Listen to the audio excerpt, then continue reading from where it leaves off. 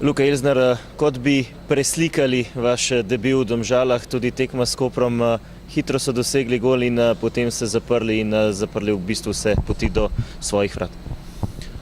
Dajmo reči, da so v Domžalah oni si zaslužili prvi zadetek, dejansko nekaj odigrali, danes smo pa mi njim prepustili neko nagrado ali pa darilo. Pričakovali smo, da če se bo to zgodilo, bo izredno težko in se je pokazalo, da tudi z nekim dobrim pretokom žoge v drugem polčasu, z nekim bolj ofenzivnim pristopom, dejansko nismo našli poti v njihovo mrežo. To je njihov način, s katerim ogromno pik so že osvojili in jih še bodo. Mi smo pa padli v to past, da zopet moramo reagirati na nek rezultat in ne biti tisti prvi, ki skozi naša dejanja neko dobro posed žoge, da bi mi prišli v to vodstvo. Sem prepričan, da bi to popolnoma drugače izgledalo, ampak smo bili preveč povprečni v tem pristopu do žoge.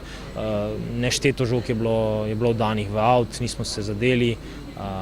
Preveč povprečni v teh predajah in normalno, da na takem nivoju, če želiš graditi neko igro, ki bi bila in hkrati dobra in učinkovita, potem je to premalo. Takšni porazi so še posebej boleči, ko večino tekme napadaš, pa enostavno ne dosežeš gola, sedaj pa sledi tudi zelo pomembna tekma proti Olimpiji. Tudi psihološko verjetno to vpliva na igralce. Normalno, da vpliva. Mi smo danes zaustavili neko pozitivno dinamiko in seveda bomo mogli se zopet face potruditi, ogromno energijo vložiti to, da se bomo spet postavili v nek položaj, v katerem smo bili danes, da se lahko priključimo vrhu.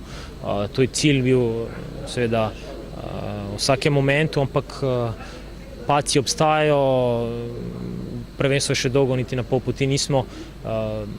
Da bi lahko na nekih elementih danes v drugem polčasu gradili našo prihodnost, sigurno da ja.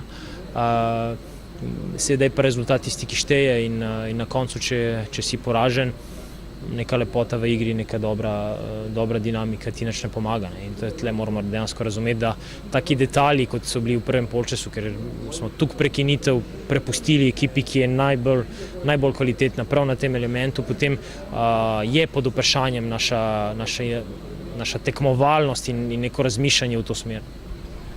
Tretja tekma že brez doseženega gola, morda razlog za skrb?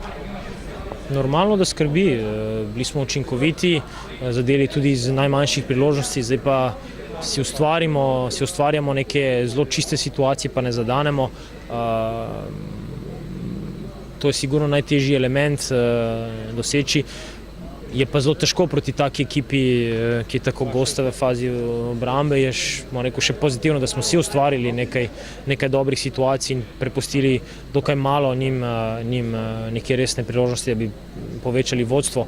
Ampak skrbi normalno, skrbi v prvi fazi to, da ne uspemo izkoristiti priložnosti, ki si jo izborimo, da bi v točkovnem smislu prišli do